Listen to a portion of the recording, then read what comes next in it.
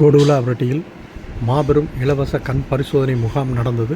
முகாமில் 18 பேருக்கு இலவச கண் அறுவை சிகிச்சை. தேனி அருகே கொடுவிலாவட்டி தேவாங்கர் மக்கள் மன்றத்தில் மாவட்ட பார்வை இழப்பு தடுப்புச் சங்கம், தேனி அரவிந்த் கண் மருத்துவமனை ஆகியோரோடு தேனி சில்வர் ஜூப்ளி அரிமா சங்கம், தேனி வாசவி கிளப் மற்றும் தேனி தங்கமயில் ஜுவல்லரி இணைந்து மாபெரும் இலவச கண் பரிசோதனை முகாம் நடத்தியது.